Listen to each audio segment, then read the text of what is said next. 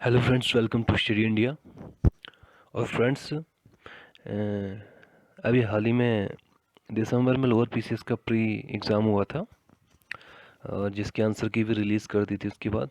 तो जल्द ही उसका अभी एक यूकेपीएससी उसका प्री का रिजल्ट जारी कर देगा, ठीक है ना। तो यूकेपीएससी के जो अभी रिसेंटली कैलेंडर्स का रिलीज़ किया गया था 2022 के जितने भी एग्ज़ाम हो उनके लिए, तो उसमें यूकेपीएससी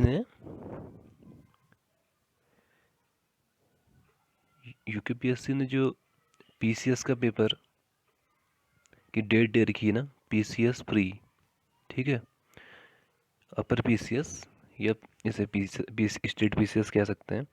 तो इसका जो प्री एग्ज़ाम है उसकी डेट 3 अप्रैल को दी है, ठीक है, 3 अप्रैल को। तो उम्मीद करता हूँ कि आपकी तैयारी चल रही होगी और काफ़ी अच्छी चल रही होगी, क्योंकि कंपटीशन बहुत हाई है। और क्योंकि 2016 के बाद अब एग्ज़ाम होने जा रहा है इसका, तो बहुत से लोग इसमें पार्टिसिपेट करेंगे और अपनी तैयारी को आप अच्छे से करें। तो मैं जो प्री का पीसीएस प्री का जो सिलेबस है यूकेपीएससी का, आज उसकी बात करूँगा, ठीक है। उत्तराखंड पीसीएस अपर पीसीएस जो एग्ज़ाम है उसके प्री ऑब्जेक्टिव टाइप होता है। तो उसके 2 पेपर होते हैं प्री के, सेम एज अ यूपीएससी, ठीक है। जैसे यूपीएससी के 2 पेपर होते हैं, यूपीएससी में क्या होता है, एक जनरल स्टडी का पेपर होता है और एक सीसेट का पेपर होता है, ठीक है। तो 2 पेपर होते हैं, बस इसमें ये होता है, इसमें भी सेम वही चीज़ है। पहला जीएस का होगा, दूसरा सीसेट का ही होगा, ठीक है। और इसमें देख लेते हैं, प्रथम पत्र में जो मार्क्स हैं वो 150 मार्क्स के हैं। 2 घंटे का पेपर होता है। 150 क्वेश्चन आपको जनरल स्टडी के मिलेंगे ऑब्जेक्टिव टाइप, और 1 क्वेश्चन 1 नंबर का रहेगा, ठीक है। इस हिसाब से 150 नंबर का आपका सामान्य अध्ययन का पेपर हो गया, और 2 घंटे का टाइम आपको मिलेगा, जैसे कि यूपीएससी में भी मिलता है। तो हम एक बार देख लेते हैं इसका सिलेबस, ठीक है। यूनिट फर्स्ट, भारत का इतिहास और संस्कृति और राष्ट्रीय आंदोलन, ठीक है। तो इंडियन हिस्ट्री, ऐतिहासिक काल, इसमें सब आ जाएंगे। हड़प्पा सभ्यता, वैदिक सभ्यता, महाजनपद, मगध काल का उत्कर्ष, धार्मिक आंदोलन, जैन धर्म, बौद्ध धर्म, भागवत, शैव, पारसी, यूनानी संपर्क संबंधित अन्य पहलू, ठीक है। और ये हमारा कंप्लीट हो चुका है, आप देख सकते हैं प्राचीन इतिहास की सीरीज चल रही है, उसमें आपको ये कंप्लीट मिलेगा। मौर्य साम्राज्य भी उसमें हमने कंप्लीट करा है, आप उसकी हेल्प ले सकते हैं, हमारे चैनल में सीरीज चल रही है, उसको ज़रूर देखिए, ठीक है। बाकी गुप्त साम्राज्य हमारा कंप्लीट हो ही जाएगा, उत्तर गुप्त भी कंप्लीट हो जाएगा, और भारत में इस्लाम का आगमन, उसमें आप देखेंगे सल्तनत काल हो जाएगा। और सल्तनत काल के बारे में, उसके बाद मुग़ल साम्राज्य, यूरोपियों का आगमन। तो ये सारा जो है हमारा भारत के इतिहास में कब तब तक अप्रैल तक कंप्लीट हो जाएगा। आप बिल्कुल निश्चिंत रहे, इंडियन हिस्ट्री की जिम्मेदारी आप हमारे चैनल पर छोड़ दीजिए। बाकी आप उत्तराखंड ज़रूर अपना देखिए। यूरोपियों का आगमन, ब्रिटिश ईस्ट इंडिया कंपनी और ब्रिटिश शासन जो भारत में हुआ था 1758 से 1857, ठीक है। ब्रिटिश शासन के आर्थिक प्रभाव और संबंधित अन्य पहलू, सेम वही चीज़ है जो आपको हर पेपर में मिलती है, ऐसा कोई इतना कोई टफ नहीं है, ठीक है। 19वीं सदी के सामाजिक धार्मिक सुधार आंदोलन, ठीक है, राजा राम मोहन राय हो गए हैं, ज्योतिबा फुले हैं, आर्य समाज, ये सब जितने भी धार्मिक सुधार आंदोलन हुए उनके बारे में। भारत के वायसराय, ये भी बहुत इंपॉर्टेंट है, यहाँ से भी बहुत सारे क्वेश्चन बनते हैं। फिर स्वतंत्रता संग्राम भारत का, ठीक है। उसके बाद ये 19वीं और 20वीं सदी में आंदोलन हुए थे कुछ, कृषक आंदोलन था, आदिवासी आंदोलन, ये और उसके बाद जो एक्ट हुए हैं सब, ठीक है। भारत सरकार अधिनियम 1858, जितने भी एक्ट थे उन सब के बारे में, ठीक है। राष्ट्रीय आंदोलन का उदय, भारत में राष्ट्रवाद का विकास, भारतीय राष्ट्रीय कांग्रेस, ये बहुत इंपॉर्टेंट टॉपिक है, ठीक है। मॉडर्न हिस्ट्री का सबसे इंपॉर्टेंट टॉपिक भारतीय राष्ट्रीय कांग्रेस ही है। बंगाल का विभाजन, स्वदेशी आंदोलन, मुस्लिम लीग की स्थापना, ये सब आपको हम आपको ये प्रोवाइड करेंगे, ठीक है। और प्रथम विश्व युद्ध और राष्ट्रीय आंदोलन, तो ये सब मॉडर्न हिस्ट्री का ही है चैप्टर। भारत सरकार अधिनियम 1935, ठीक है। इसके बाद जितने भी आए हैं क्रिप्स मिशन, ये कैबिनेट मिशन, मतलब आप मान के चले कि प्राचीन इतिहास आपको बिल्कुल ढंग से पढ़ना है। मध्यकालीन इतिहास और मॉडर्न जो आधुनिक काल का इतिहास है वही है, और कुछ ज़्यादा नहीं है। उत्तराखंड का इतिहास की हम बात कर लेते हैं। सेम वही है, प्रागैतिहासिक काल आपको पढ़ना पड़ेगा, आधुनिक ऐतिहासिक काल, उत्तराखंड की प्राचीन जातियों के बारे में, जनजातियों के बारे में आपको पढ़ना पड़ेगा। कुड़िंद यादव, कार्तिकेयपुर राजवंश का, त्यूरी वंश गढ़वाल का परमार हो गया, तो चंद कुमाऊं का हो गया, ठीक है। तो ये सिलेबस आपको, हालांकि ग्रुप सी में भी आपको यही पढ़ना पड़ेंगे, कोई ऐसा नहीं है कि कम होगा। इसमें पूरा डिटेल में दिया है, बस गोरखा आक्रमण और शासन, ब्रिटिश शासन उत्तराखंड में जो हुआ था, टिहरी रियासत एक अलग हो गया, उत्तराखंड का फिर स्वतंत्रता संघर्ष 1857 में क्या स्थिति थी, भारतीय राष्ट्रीय आंदोलन में उत्तराखंड का क्या योगदान था, ठीक है, उत्तराखंड के जितने भी जन आंदोलन थे, तो ये सब उत्तराखंड का इतिहास में कंप्लीट हो जाता है। अब देखो यूनिट 2 जो है भारत का भूगोल और विश्व का भूगोल, ठीक है, भारत का भूगोल और विश्व का भूगोल। तो विश्व के भूगोल में आपको पता ही है, विविध शाखाएं, पृथ्वी, सौरमंडल, अक्षांश, देशांतर, समय, परिभ्रमण, परिक्रमण, ग्रहण, महाद्वीप, पर्वत, पठार, मैदान, जलमंडल, झीलें, चट्टान, वायुमंडल की परतें, संरचना, सौरताप, आर्द्रता, महासागरीय नितल की बनावट, धाराएं, ज्वार भाटा, तापमान और खारापन, कृषि, पौधे, जंतु, पशुपालन, खनिज संसाधन, ऊर्जा, जनसंख्या, प्रजातियां, परिवहन, संचार, अंतर्राष्ट्रीय सीमा, पर्यावरण और विश्व व्यापार, ठीक है, और भौगोलिक कुछ शब्दावलियाँ। तो ये तो विश्व के परिप्रेक्ष्य में था। अब देखते हैं भारत का भूगोल में। आप देखिए भारत की नदियाँ आ जाएंगी, ठीक है। उसके बाद भौगोलिक परिचय हो गया पहले तो, फिर जलवायु है, अफवाह प्रणाली में नदियाँ आ गई, उच्चावय संरचना, वनस्पतियाँ कौन कौन सी भारत में पाई जाती हैं, पौधे, जंतु, पशुपालन, मिट्टी कितनी प्रकार की पाई जाती है, जल संसाधन क्या क्या है, सिंचाई, बिजली, कृषि, खनिज उद्योग, जनसंख्या और नगरीकरण, परिवहन, ठीक है, तीनों प्रकार के हो गए, वायु परिवहन, जल परिवहन और थल परिवहन, संचार तंत्र, विदेशी व्यापार, और जनजातियों और जातियों के बारे में, सामाजिक परिस्थितियाँ, प्रदूषण, संबंधित अन्य पहलू, ठीक है, इसमें सब आ गया।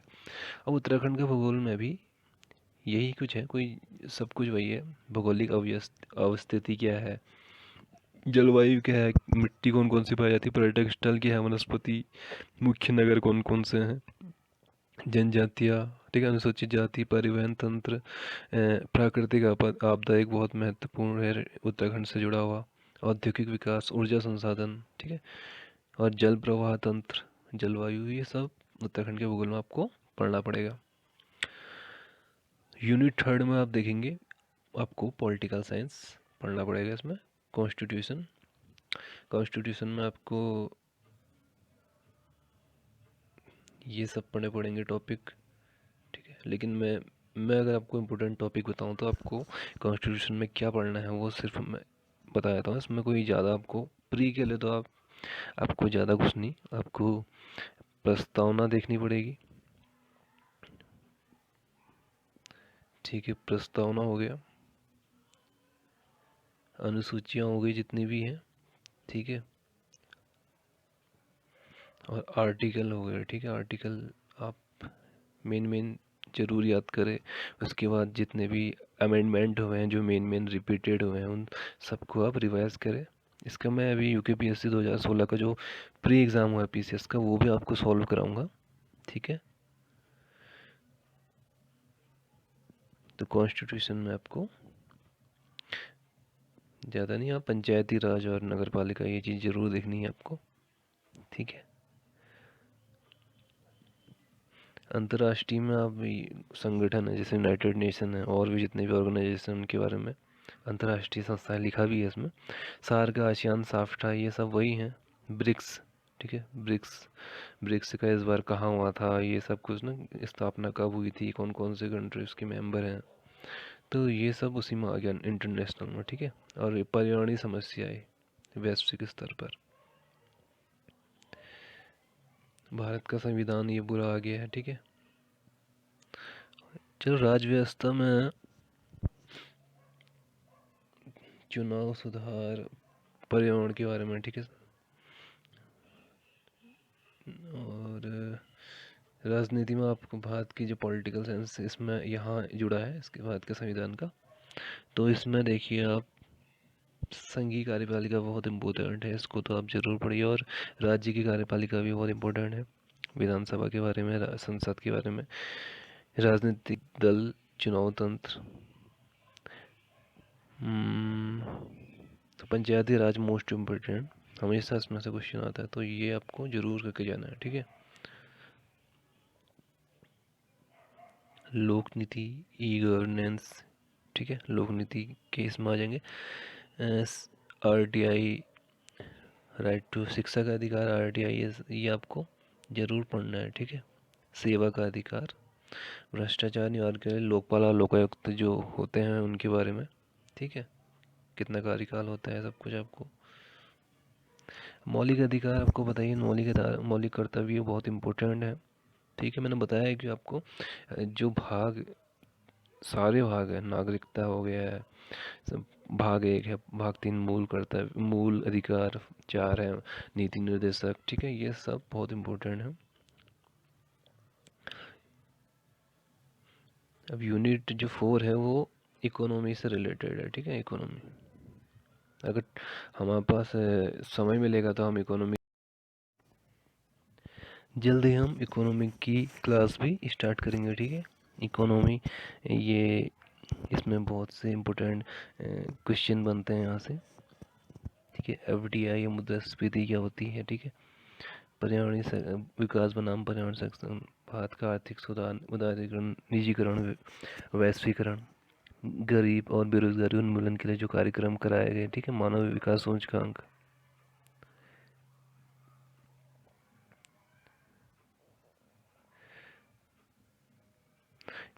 जनगणना, ठीक है, जनगणना का भी एक वीडियो हम जरूर लाएंगे। केंद्रीय बजट, इस बार का जो बजट है उसे जरूर करवाएंगे। भारत की अर्थव्यवस्था की मुख्य विशेषता, उसके बाद प्राकृतिक और ऊर्जा संसाधन, वाणिज्य, योजनाएं और परियोजनाएं, कर सुधार, बैंकिंग, व्यवसाय, ये सब कराया जाएगा आपको। राष्ट्रीय विकास परिषद, राष्ट्रीय आय क्या होती है, भारतीय कृषि, भारतीय वित्तीय, इनके बारे में, मुद्रा, पूंजी क्या होती है, ठीक है। बीमा के क्षेत्र में तो ये सब बताया जाएगा। अंतर्राष्ट्रीय में आपको पता है जितने भी आपके ऑर्गेनाइजेशन हैं मेन मेन, इनके बारे में भी हम आपको एक सीरीज अलग से लाएंगे, ठीक है। अब उत्तराखंड में अर्थव्यवस्था में वही चीज़ है, अर्थव्यवस्था, बजट, ऊर्जा संसाधन, खाद्यान्न सुरक्षा, ये राजकोषीय नीति, जनगणना मोस्ट इम्पोर्टेंट है, जनगणना। बाकी सब कुछ वही है, ठीक है। एक जड़ी बूटी वाला और संस्कृति का आर्थिक विकास में योगदान।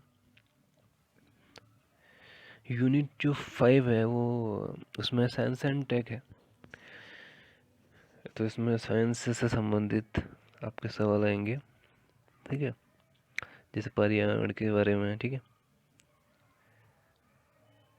WWF, IPCC, WHO, UNESCO, UCN, ठीक है।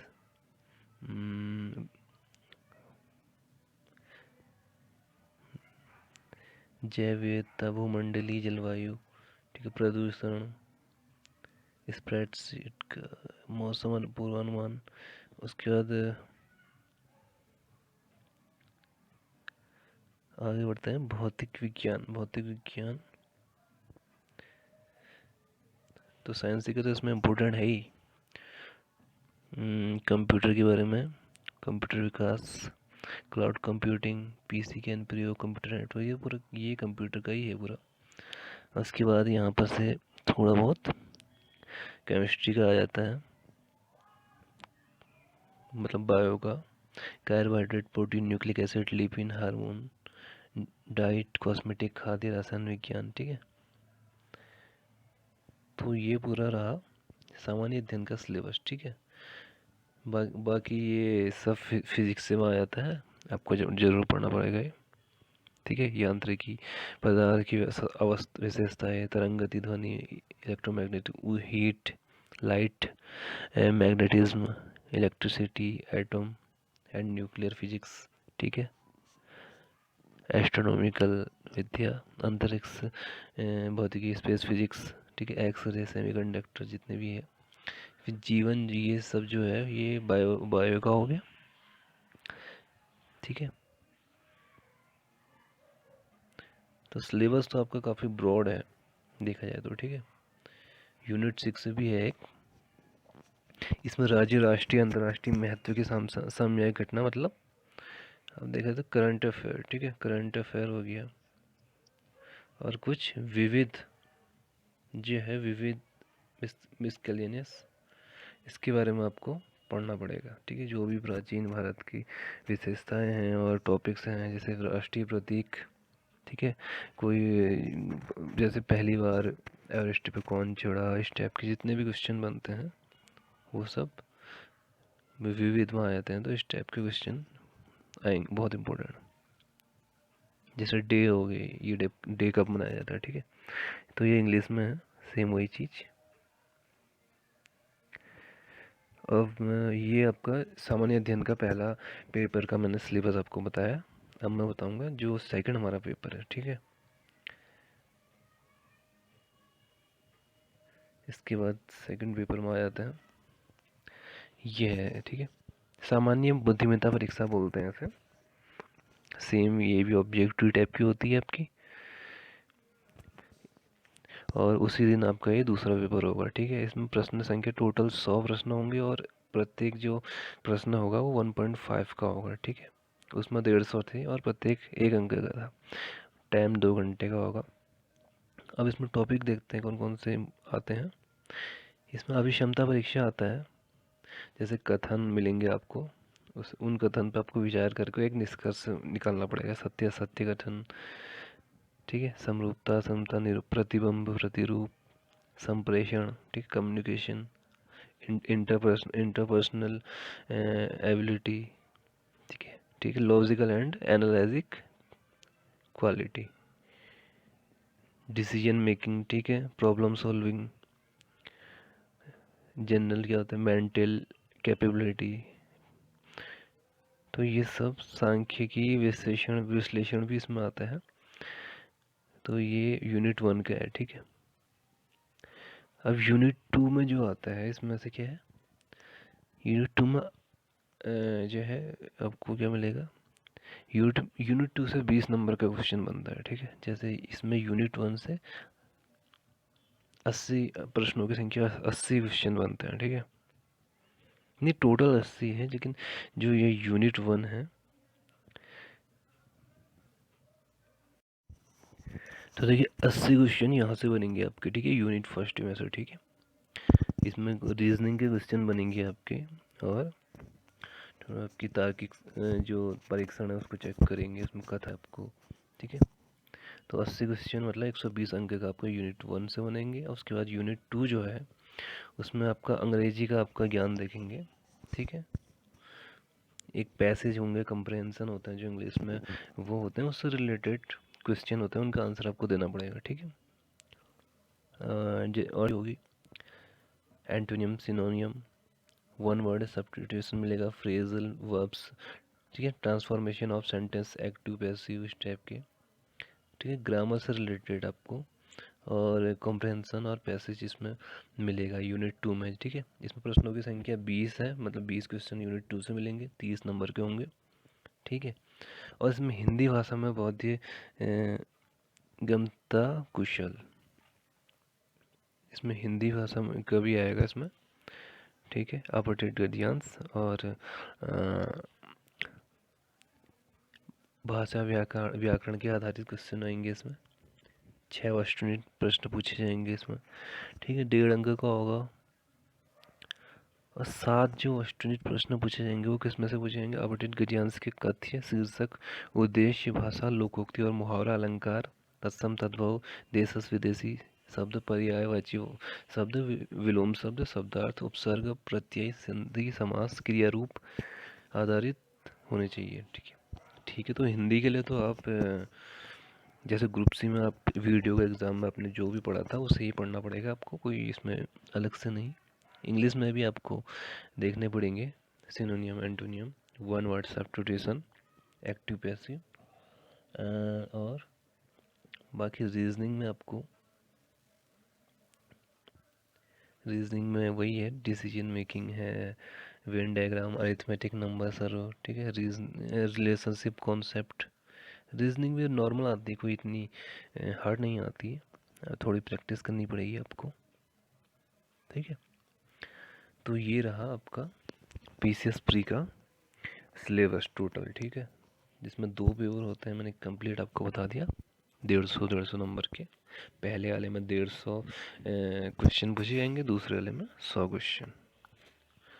तो आशा करता हूँ आपकी तैयारी अच्छी चल रही होगी, और हम जो यूकेपीएससी प्री का 2016 में जो एग्ज़ाम हुआ था वो पेपर भी आपको सॉल्व कराएंगे। ठीक है, जितनी हेल्प हम कर सकते हैं अपनी यूट्यूब वीडियोस में लाएंगे।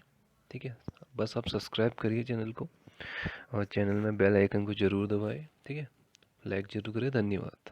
और कोई भी इससे रिलेटेड कोई भी अगर आपका